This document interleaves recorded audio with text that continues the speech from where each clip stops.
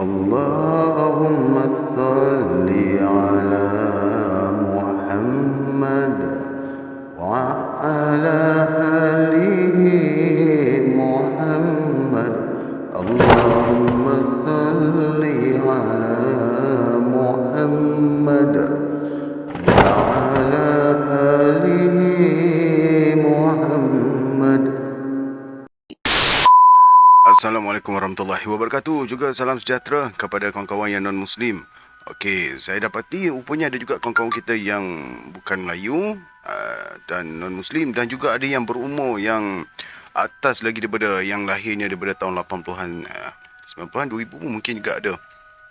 Jadi untuk adik-adik ni kisah Tok Awang lah. Boleh follow daripada awal. Dia kena follow daripada awal. Follow daripada awal. Baru tahu dia punya jalan cerita. Ini ada orang kata cerpen ke novel. Lebih kurang macam itulah.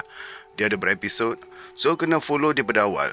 Kalau nak hanya semata-mata kisah-kisah seram, itu di dalam Himpunan Kisah Mistik segmen Himpunan Kisah Mistik. Kalau macam ni, Tok Awangah dan juga Tamajalis perlu follow daripada awal, baru kita tahu jalan cerita je. Dan semua tu ada telah saya sediakan di dalam playlist. Okay? Baiklah, kita tak nak mengocek terlalu panjang. Baik, kita akan teruskan dengan episod yang seterusnya daripada Tok Awangah yang bertajuk Langsuir Menyerbu Jaring.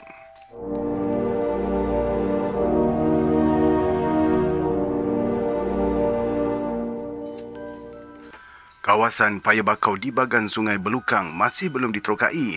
Tidak ada kebun kelapa yang terbentang luas. Semuanya masih hutan padat. Belum ada yang tinggal di situ. Maksudnya belum ada lagi orang yang tinggal di situ ya. Saban malam, penduduk di Teluk Cik Agus pergi ke hutan Paya Bakau itu untuk mendekut burung ruak-ruak. Kalau saya panggil burung wak-wak. Ini ejaan dia. R-U-A-K, ruak-ruak. Burung ruak-ruak yang didekut itu mereka jual ke pasar. Bukanlah mahal sangat ketika itu. Hanya 20 sen seekor. Tetapi semasa hutan Paya Bakau itu belum diterokai, memang burung ruak-ruak itu banyak. Siapa tahu tentang burung wak-wak ni sekarang ni harga dia berapa? Saya tak tahu harga dia. Kita teruskan. Kadang-kala sampai 200 ekor masuk ke jaring apabila mendekut sampai jam 3 pagi. Malam ni, kita mendekut ya, Abang Saidun? Soal Tapa Cengkot. Terlangut di tangga pelantar rumah memerhatikan abangnya, Nyok Saidun, mengilir mata parang. Hei, ramai sangat orang mendekut. Rungut Nyok Saidun sambil menjerus mata parang yang dikilirnya. Kemudian dia mengangkat mata parang itu. Ditekannya ke kuku jari untuk menguji sama ada tajam ataupun tidak. Semua orang kampung nak mendekut. Marah juga dia disebabkan pantang sahaja dimulakan mendekut. Orang lain pun mahu mendekut sama. No, ambil. Zaman dulu pun dah ada kisah-kisah viral. Pantang viral trending mesti orang follow. So benda ni memang dah lama. Trending follow. Kalau dia mendekut di Baruh, tentu ada pula yang mendekut di pesisir pantai. Kadang-kala sampai 5 atau 6 kumpulan ikut sama mendekut. Memanglah rezeki masing-masing ditentukan oleh Allah. Tetapi Nyok Saidun tahu mereka mendekut disebabkan hiri hati. Apabila saban malam Nyok Saidun banyak mendapatkan wak-wak. Saya sebut wak-wak lah. Nak sebut ruak-ruak ni. Kan tergeliat pula. Saya sebut wak-wak ya. Apabila saban malam Nyok Saidun banyak mendapat wak-wak, mereka pun teringin mahu mendekut sama. Dapat 5 atau 6 ekor sahaja pun tidak mengapa. Mahu melawan Nyok Saidun bukanlah mudah. Sudah lama dia mendekut burung wak-wak sampai berjual ke pasar. Apalagi adiknya, iaitu Tapa Cengkot, memang belajar turun-temurun fasal mendekut burung wak-wak ini. Kelangsingan buluh pendekut yang ditiupnya tidak sama dengan buluh mendekut yang ditiup oleh orang lain. Sekali sahaja Tapa Cengkot meniup, sudah tentu burung wak-wak menyahut. Dalam beberapa ketika sahaja, bunyi kepak wak-wak akan kedengaran mengibas-ngibas di udara. Kemudian akan menggelepar tersangkut oleh jaring yang telah direntang. Tiada siapa pun yang boleh tandingi Tapa Cengkot kalau fasal mendekut burung wak-wak. Mereka tu cari rezeki. Oh, silap. Mereka rezeki mereka. Kita rezeki kita. Ujar Tapa Cengkot mengingatkan abangnya. Kabarnya, Usop Katik gunakan pawang. Terhenti Nyok Saidun mengasah parang. Dia sudah diberitahu tentang Usop Katik yang membakar kemenyan di pesisir laut. Di situ, kumpulan Usop Katik menyeru segala puaka biar burung wak-wak banyak datang menyerbu. Biarlah dia nak pakai pawang pun, sahut Tapa Cengkot, memerhati air hitam mengalir pada mata parang abangnya yang dikilir ke batu asah. Nanti, semua tempat mendekut diganggu. Nyok Saidun tidak puas hati kalau ada yang gunakan pawang semasa mendekut ruak-ruak. Susah kita nak mendekut di mana-mana pun kalau dah pakai bawang ni. Maaf, bukan bawang. Dah pakai pawang ni. Dia mencebik bibir, meluahkan rasa mendongkol di hati. Disebabkan Usop Katik sudah menggunakan pawang, Nyok Saidun tidak berminat lagi mahu mendekut. Keputusan Nyok Saidun tidak mahu mendekut ini menyebabkan Tapa Cengkot bersetuju mengikut kumpulan Usop Katik. Apalah salahnya menumpang rezeki Usop Katik kalau boleh dapat banyak burung wak-wak. Sudah menjadi kebiasaan Usop Katik akan memulakan mendekut pada jam 12 malam. Dia sudah menyuruh rakan-rakannya merentangkan jaring sejak petang lagi. Malamnya dia akan membakar kemenyan di bawah jaring. Kemudian berlegar 3 kali mengelilingi kawasan jaring sebelum menepuk-nepuk buluh tiang jaring juga 3 kali. Tetapi dia tidak akan meniup buluh pendekut. Biarlah siapa pun yang meniupnya. Latif Dengkot boleh meniup. Jali Juling juga boleh. Sesiapa sahaja yang ikut sama dalam kumpulan mereka memang mahir meniup buluh mendekut. Kita pasang jaring di hujung teluk, beritahu Usop Katik apabila Tapa Cengkot bersetuju mengikuti kumpulan mereka. Di situ bukan lorong dia, ujar Tapa Cengkot setelah mendapat mengagak kawasan itu tidak mungkin ada burung wak-wak yang berkeliaran. Jadi, di mana yang elok? Usop Katik percaya dengan penjelasan Tapa Cengkot. Di hujung parit. Tapa Cengkot tahu benar di mana boleh merentang jaring. Kalau di tempat burung wak-wak kerap melintas, tidak perlu lagi gunakan pawang. Cukup dengan meniup buluh pendekut sahaja. Gema buluh pendekut yang ditiup akan meruntun beratus-ratus ekor burung wak-wak ke situ. Tentu gabungan Usop Katik dan Tapa Cengkot boleh memerangkap banyak burung wak-wak. Mereka tak peduli sama ada burung wak-wak hutan atau sawah yang datang ke situ. Asal sahaja boleh dipanggil, mereka akan terus mendekut sampai santak subuh. Menjelang jam 12.30 malam, Latif Dengkot dan Jali Juling sudah menunggu di hujung parit tempat jaring direntang. Mereka yang merentangnya setelah disuruh Tapa Cengkot. Mereka sudah lama memang sudah lama mereka mengharapkan Tapa Cengkot untuk mengikuti kumpulannya. Sebaik sahaja Usop Katik sampai bersama dengan Tapa Cengkot. Cepat-cepat Latif Dengkot memasang bara untuk membakar kemenyan. Oh, seorang nama Cengkot, seorang nama Dengkot. Baik. Itulah tugasnya setiap kali Usop Katik sampai untuk memulakan berpawang mendekut burung wak-wak.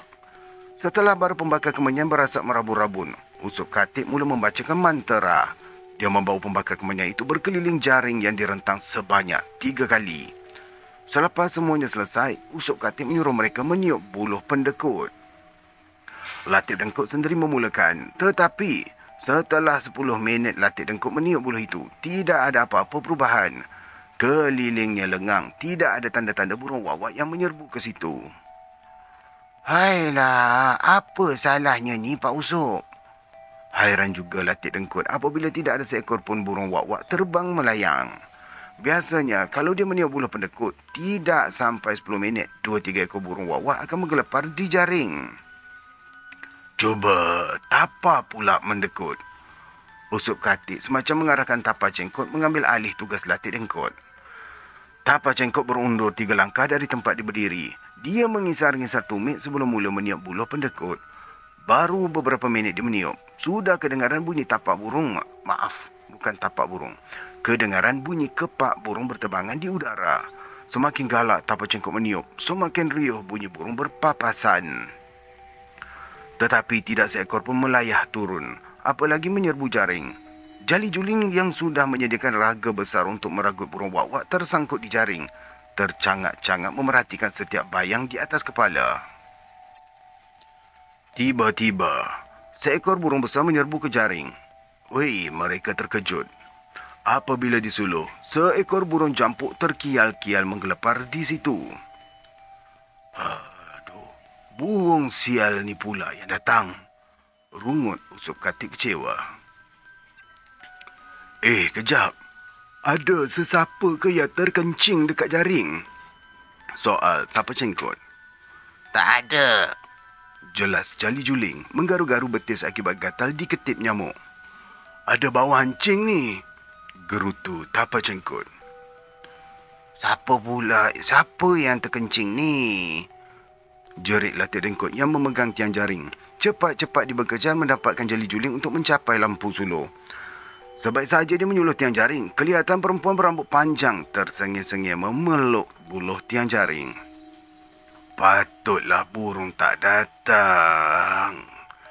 Usup Katik mencebik bibir apabila tersuluh perempuan berambut panjang memuluk buluh tiang jaring itu. Langsui rupanya ada mengganggu. Marah juga dia disebabkan diganggu langsui itu. Tanpa bertangguh, Usup Katik membacakan jampi mantra untuk menghalau langsui yang bertangguh di situ. Semakin galak dia membacakan mantra, terasa tempias kuat laksana hujan menyimbah di jendela rumah. Bau hancing terasa meloyakkan tekak. Saat itu, goncangan buluh tiang jaring bertambah kuat. Sekaligus ilah yang memanjang dan langsing kedengaran di udara. Memang langsir mengganggu mereka di situ. Oi, kau ni langsir. Langsir pula dah.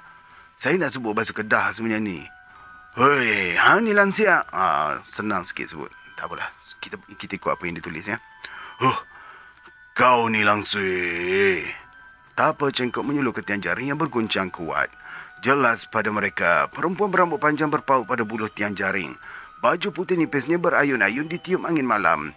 Ia seolah-olah tersangkut pada jaring bersama dengan burung jampuk yang menggelepar di situ. Pak Usup Katik berusaha menghalau langsui tersebut. Tetapi makhluk itu seakan-akan perempuan yang berambut panjang itu tetap melekap tidak mahu berganjak. Mukanya hodoh dan menakutkan. Tetapi Usup Katik tidak bimbang berhadapan dengannya. Sudah beberapa kali dia terserempak langsui. Langsir lagi, terserempak langsui di tepi belukar bakau semasa menangguk udang. Apabila disergahnya, langsiak itu, senang sikit sebut, langsiak itu seolah-olah terbang ke udara dan hilang bersama dengan remang senja. Langsui itu tidak akan bertahan apabila disergah. Usup Katik akan mencapakkan kain hingga terlondeh habis. Biar langsui itu tergamam. Sudah tentu langsui akan menyelinap lari sebaik saja dia berbogel, tidak pakai pun seurat benang. Aduh bang, ini jangan kata dia bang. Kalau kau telanjang depan kami, buta mata ni, Pak Usup. Bagi kita teruskan. Cubalah. Biar aku berbogel. Tidak bertangguh, Latif Dengkot membuangkan pakaiannya. Dia tidak perlu malu pada Usup Katik, Tapa Cengkot ataupun Jali Juling. Dia rela memperagakan tubuh, asal saja langsung itu segera terbang ke udara. Setelah habis berbogel, tiba-tiba Latik Dengkot terasa perutnya senak. Dia membongkok hinggakan akhirnya terguling ke tanah.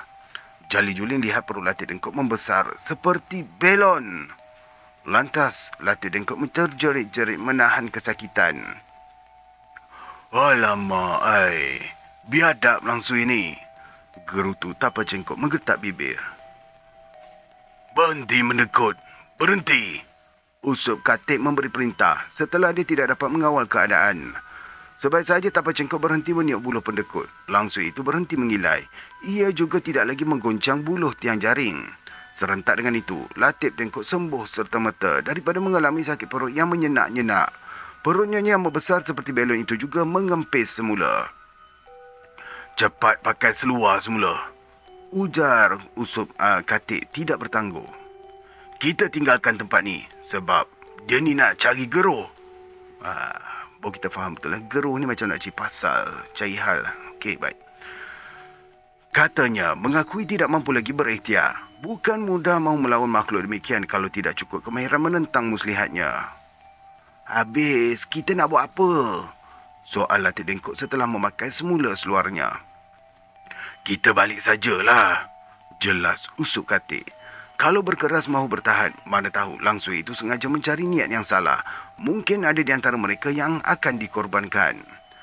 Dia sendiri sudah melihat Latif Dengkok berguling-guling di tanah akibat senak perut. Boleh jadi Latif Dengkok tidak dapat diselamatkan kalau dia berdegil juga mahu mendekut. Lebih baik mengalah sahaja dengan membatalkan niat mahu mendekut.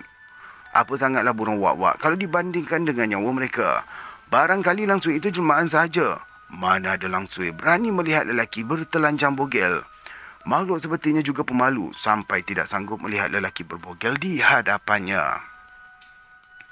Cuma lelaki sahaja yang gerun kalau tersempat dengan langsuir. Maklumlah, mukanya hudoh dengan daging mukanya yang bergayu-gayu laksana gelambir ayam jantan. Wap nafasnya juga berbau busuk seperti bangkai sudah berulat. Mereka terus meninggalkan tempat itu. Tiada siapa pun yang berani bertahan setelah usuk katil sendiri mengajak berundur. Tetapi, baru beberapa elam mereka meninggalkan jaling pula dah. Maaf saya ulang balik ya. Tetapi, baru beberapa elam mereka meninggalkan jaring yang terentang. Latif Dengkok tersuluh, harimau tercangkung tidak jauh dari mereka. Mengaum kuat harimau tersebut sebaik saja mukanya disuluh. Taringnya menyeringai, seolah-olah mengadang mereka. Kemana lagi mahu berundur kalau jalan sudah disekat sang harimau? Binatang itu tidak berganjak dari lorong tersebut, seolah-olah mahu memerangkap mereka. Geruh nampaknya kita ni Tok Pawang. Bisik Tapa Cengkut mula berasa bimbang. Kesal juga Tapa Cengkut melanggar pantang larang abangnya, iaitu Nyok Saidun. Kita sebu sajalah Pak Usuk. Latif Dengkut tidak sabar dengan keadaan demikian. Mau saja dia menghunus parang memangkas kepala harimau berkenaan. Biarlah apapun yang berlaku. Ketika ini sama ada bertahan ataupun berundur, geruh mereka tetap tidak dapat dielakkan. Jangan Latif. Kau jangan. Cepat-cepat Jali Juli menegah. Kau takut ke? Ejek Latif Dengkut menggetak bibir disebabkan terlalu geram diancam demikian. Ini bukan perkara takut atau berani. Sahut Jali Juling cuba menyabarkan rakannya itu. Jangan habis ikhtiar. Usop Katib mula memberi perangsang. Dia tidak boleh menunjukkan kebimbangan di hadapan mereka. Tentu dia akan dianggap pawang tidak berguna kalau ikut sama tidak keruan. Belakang langsui, depan rimau. Tapa Cengkut mengeluh panjang. Kalaulah dapat kita panggil Nyok Saidun, panjang ikhtiar dia ni. Bisiknya tidak menentu. Macam ni, biar aku menyusul parit. Jali Juli menawarkan diri. Kalau mahu lepaskan diri daripada adangan harimau itu, dia boleh menyimpang masuk ke dalam parit. Kemudian, berenang menyusur parit hingga ke kunci air. Dari situ, dia akan naik ke darat dan bekerja ke rumah Nyok Saidun. Kalau benar orang tua itu boleh diharap. Parit tu dalam weh. Tapa Cengkut mengingatkan dia. Tanpa menghiraukan jawapan Tapa Cengkut, Jali Juling terus menyusup tengah belukar bakau. Kemudian terus masuk parit hingga tenggelam paras dada. Memang terasa sejuk akibat badan terendam dalam air pada tengah malam demikian. Tetapi, dia perlu menyelamatkan rakan-rakannya. Sewaktu sampai di halaman rumah Nyok Saidun, ayam jantan sudah berkokok galak. Terkejutnya Saidun apabila dipanggil oleh Jali Juling dari tengah halaman. Kenapa? Soalnya pendek semasa menjengah dari tingkap bilik. Kami dalam geruh ni. Beritahu Jali Juling. Tidak berselindung lagi. No, bunyi Shopee pula. No, bunyi lagi. Lupa tutup sekejap, guys. Biarlah seisi kampung tahu mengenai kejadian yang menimpa mereka berempat. Tentunya Saidun juga tidak tergamak melihat adiknya, Tapa Cengkut, diancam geruh begitu. Kami mendekut, tapi diganggu langsui. Katanya terketar-ketar kesejukan. Ni kenapa pula kau basah kuyup ni? Geli hati pula Nyok Saidun apabila melihat pakaian Jali Juling basah kuyup. Aku terjun parit lah, sebab harimau tunggu depan. Cepat saja Jali Juling menjelaskan. Yang lain-lain di mana? Soal Nyok Saidun terkuat-kuat menahan rasa mengantuk. Terkepung di sana, ujar Jali Juling. Dia sendiri sukar mahu bercakap disebabkan dadanya terlalu sebab. Sebab itulah aku cakap, kalau mendekut jangan gunakan pawang. Bentak Nyok Saidun mula memarahi Jali Juling. Banyak pantang larangnya yang kamu semua tak boleh ikut. Mengapa mahu mendekut burung wak-wak dengan menjualnya ke pasar? Kalau untuk makan sekeluarga tentu tidak ada apa-apa dugaan yang mesti ditempuh. Tetapi masing-masing sudah tidak dapat menahan nafsu. Asal datang beratus-ratus wak-wak menyerbu ke jaring akan disumbat ke dalam raga setinggi berdiri. Kemudian mereka akan bercerita sekeliling kampung. Terlalu bangga mereka dapat mendekuk beratus-ratus ekor burung wak-wak. Biar seisi kampung dengar, mereka menjual ke pasar hingga dapat 50 atau 60 ringgit. Siapa tak bangga apabila kemahiran mereka mendekut menjadi buah mulut orang-orang kampung. Inilah yang Nyok Saidon tidak suka. Apa salahnya kepandaian sendiri tidak seorang pun tahu. Sebab itulah dia melarang Tapa Cengkut memperagakan kebolehan meniup buluh pendekut. Kalau mahu mendekut, biarlah bersama dia. Tetapi Tapa Cengkut membantah. Kamu semua ni tamak haloba, faham tak? Tidak dapat Nyok Saidon menahan sabar. Jali Juling tidak menyahut. Dia tercegat sahaja tengah halaman menunggu Nyok Saidon. Macam mana marah pun, dia percaya orang tua itu tetap akan membantu. Masakan pula dia tergamak membiarkan adiknya sendiri diancam geruh.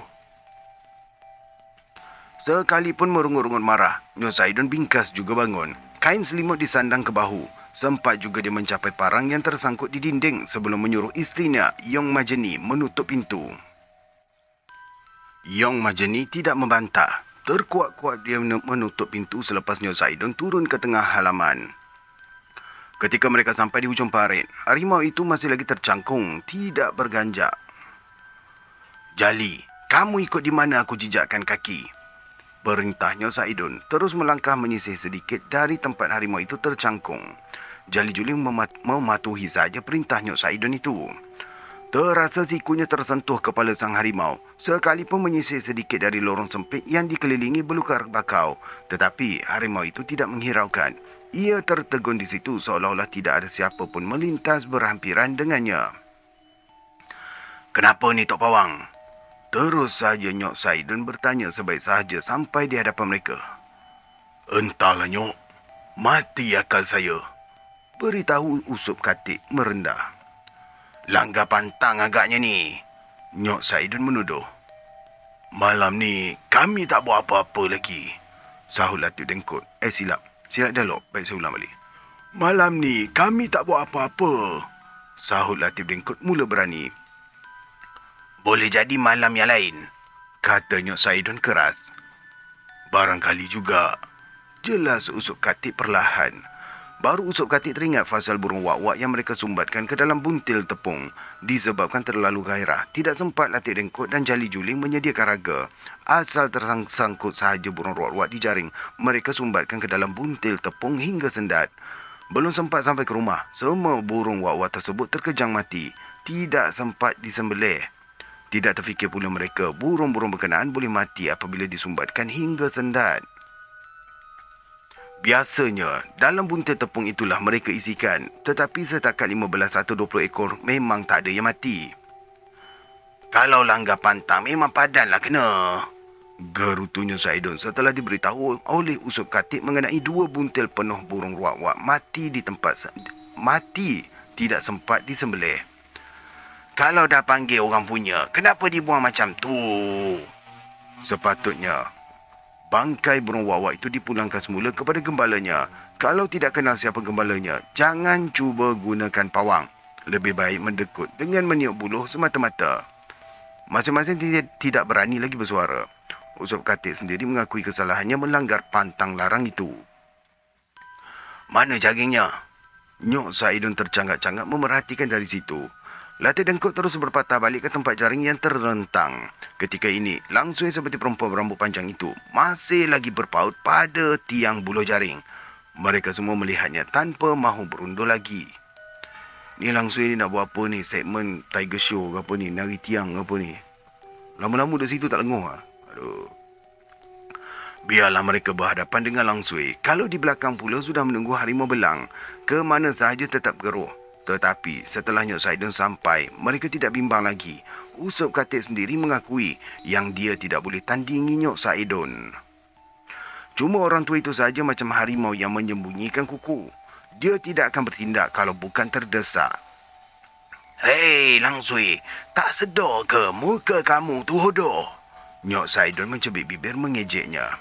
Lantas langsui itu mengilai langsing, seolah-olah menyahut kata-kata Nyo Saidun. Ia menggoncang tiang jaring bagaikan mahu mencabar, tetapi tetap melekat tidak melepaskan buluh tiang jaring itu. Oh, kau nak tunjuk berani ya? Ujar Nyo Saidun bercekak pinggang menghadap langsui itu. Kelihatan rambutnya yang terurai panjang berayun-ayun ditiup angin malam. Bau hancing kencingnya menusuk ke hidung hingga terasa meloyakan. Tidak bertangguh, Usup Katip membacakan mantranya sambil mengisar-ngisar tapak tangan. Semakin kuat Usup Katip membaca mantra, semakin galak langsung itu menggoncang tiang jaring hingga kan Jali Julin tidak sedar dia terkencing dalam seluar akibat ketakutan. Kau nak tunjuk kuat dengan aku? Jerkah Nyo Saidun menghentakkan kakinya ke tanah, lantas dia membacakan. Baik, di sini ada potongan ayat.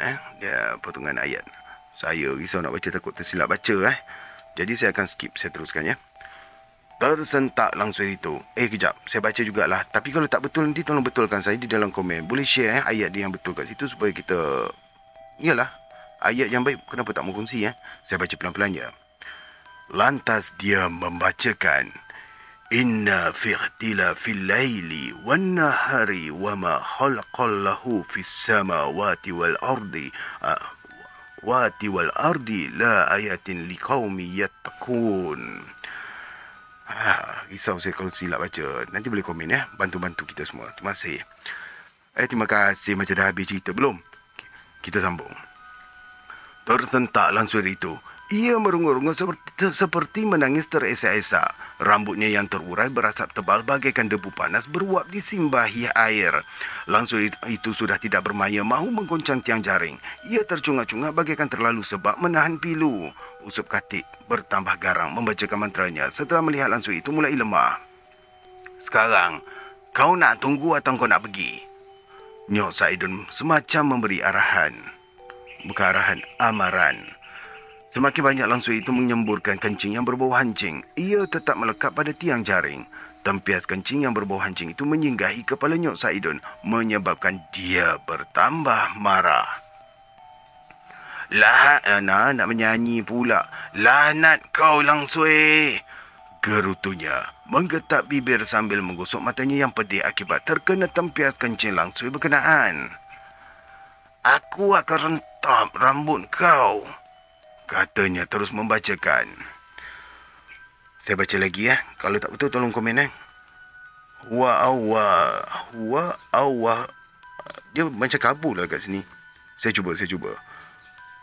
Huwa awalu wal akhiru wal zahiru wal batinu wa huwal arsyil azim. Okey, baik.